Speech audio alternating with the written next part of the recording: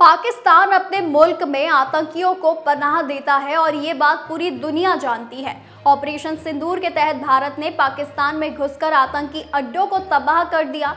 इससे पहले पहलगाम हमले के बाद पाकिस्तान के साथ सिंधु जल समझौते को सस्पेंड कर दिया गया और पड़ोसी मुल्क के साथ कारोबार पूरी तरह से रोक दिया गया है।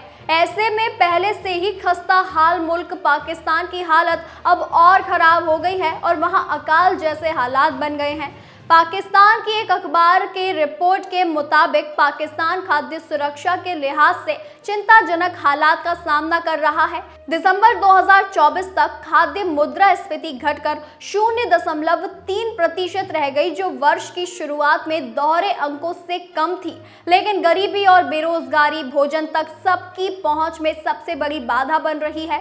साल 2022 की बाढ़ ने पाकिस्तान पर गहरे निशान छोड़े। साल 2023 और 24 में बेमौसम की घटनाओं ने आजीविका को खत्म कर दिया। खासकर ग्रामीण बलूचिस्तान, सिंध और खैबर पख्तूनख्वा में संकट ज्यादा गहरा गया है।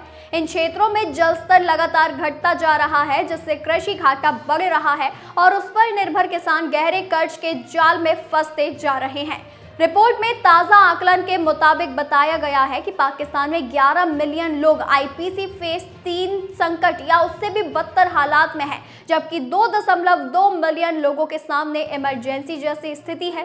सिंध और खैबर पख्तूनख्वा में कुपोषण का लगातार बढ़ना चिंताजनक है, जहां कम वजन वाले बच्चों की बड़ी संख्या जन्म लेती है और डायरिया और फेफड़ों से संबंधित इन्फेक्शन बढ़ा है। इन चुनौतियों को ज्यादा जटिल बनाने वाली बात है मानवीय आधार पर मिलने वाले वैश्विक निवेश का घटना, जिसने खाद्य सहायता कार्यक्रमों को कम कर दिया है। वैश्विक संस्थाओं से पाकिस्तान को मानवीय आधार पर मिलने वाली आर्थिक मदद कम हुई है, जिससे वहां खाद्य सुरक्षा, कुपोषण जैसे चुनौतियों से निपटने के लिए चल रहे कार्यक्रम कमजोर पड़े हैं। आपको बता दें कि डॉन ने अपनी रिपोर्ट में कहा कि इन चुनौतियों से निपटने के लिए तत्काल नीतियों में बदलाव की जरूरत है। केंद्र और प्रांतों को अपना सोशल सिक्योरिटी नेटवर्क मजबूत करने की जरूरत है। साथ ही माताओं और बच्चों के लिए पोषण सहायता सुनिश्चित करनी चाहिए और कृषि में ज्यादा निवेश करना चाहिए। निर्णायक कार्यवाही के बिना पाकिस्तान पर भूख और गरीबी के पुराने चंगुल में फिर से फंसने का खतरा मंडरा रहा है।